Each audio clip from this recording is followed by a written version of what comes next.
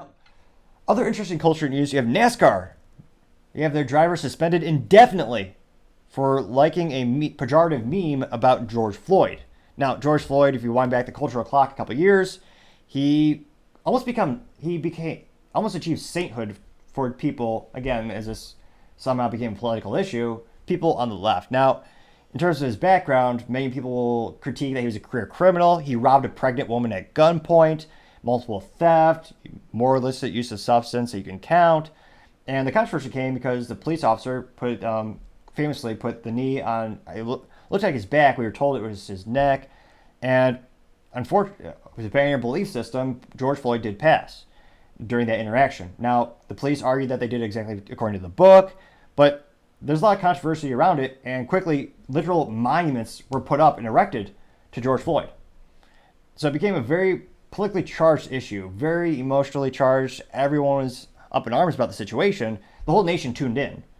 Now, it looks like the NASCAR driver by the name of Noah Gragson, it looks like he accidentally, oh no, I shouldn't say accidentally, I think he apologized, so it certainly does seem intentional, but he liked a meme, and it looks like past Sunday, Noah did not drive past Sunday Cup Series in Michigan at International Speedway, and Legacy Motors Club, the club at which he drives for, they indefinitely suspended him, saying, quote, "We have made a decision to suspend Noah Gragson effective immediately regarding his actions that do not represent the values of the team."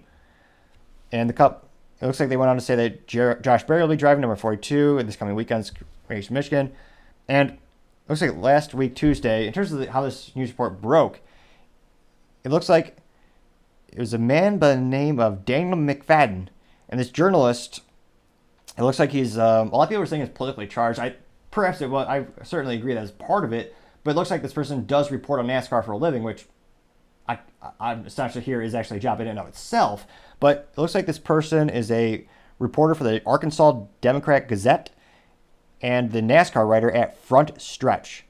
And this journalist, who again went out of his way to actually see that this gentleman liked a meme in which I believe is a pejorative thing where they had the crab from, I believe, his Little Mermaid. Instead of Under the Sea, which is the song from the Disney film originally, it said Under the Knee. And it had a picture of George Floyd on it, which shows a correlation to how he passed. So a lot of people were upset about it. I guess people who appreciate dark humor might have liked it, but it got a lot of backlash. Now, interestingly enough, it seems like there's the same or more backlash when it comes to the reporter finding out that Josh had went out and liked the Instagram post of that. Now, the reporter was immediately ratioed. Now, in terms of their career, I think they got what they wanted. This reporter got over 1 million views when he tweeted saying, "I did my due diligence to make sure it was wow, it was poor grammar to say the least." He said, "Noah Gragson made a mistake. I did my due diligence to make sure it was real. Check out my Front Stretch column," which is the column he writes for. And he, ironically enough, he was incredibly viscerally ratioed on the Twitter, and he had to lock it down because so many people were saying pejorative things to him in and of itself, saying, how much time do you have on yourself, and are you proud of yourself for destroying this man's life? And in terms of Gragson, which he did apologize, which again usually does nothing. I've yet to see someone who makes a social faux pas nowadays, or a social error nowadays, actually get their job back or actually improve their situation culturally. You saw this with a baseball player who previously boycotted a games, or it was the LA Dodgers who invited the Nuns of Perpetual Indulgence, which is if you're religious, it's a pejorative drag show in which they make fun of Christ using the cross as an actual stripper pole, which is disgusting. I find that disgusting and abhorrent. And this player said he didn't believe in them, and he tried to boycott them. And within a day, he bent the knee, and he said, "Oh no, I'm going to take sensitivity training, also known as re-education from 1984. Do not drink. Do not make a drinking game." Because again, as that book becomes more and more like real life, or sometimes life is worse than that, I can't help but notice I reference that book more and more by George Orwell. But the baseball player didn't get his job back. So he apologized, and of course, it didn't help. Now, the NASCAR player Gragson said, quote, "I am disappointed in myself for my lack of attention and actions on social media," unquote. Which, he goes on to say, "Understand the severity of the situation. I love and appreciate everyone. I try to treat everyone equally, no matter who you are," unquote. It almost felt like he had a gun to his head, or a sniper was put a red dot right there. just completely perpetuating, saying everything he thinks he needs to say, but they never get redemption. Now, in terms of your private life, like if you make a mistake to a friend or a coworker, it is of course appropriate to apologize one-on-one, because you usually, if they believe in redemption, they'll give you another shot. You'll have a conversation. In terms of mass public interaction, I've never seen it really become constructive. Even if he does genuinely believe that he's sad and he's sorry for liking a meme, it's not like they're all going to come back and say, "Oh no, we forgive you. Now come join the driving team." His career is over. Which also, again, ironically, people say the United States is racist.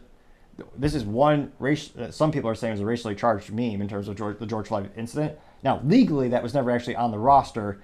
The arresting officer, I believe, was Asian American, but race was. That's what the media said. It was all about race, but that's actually not what was in the courtroom. But I digress.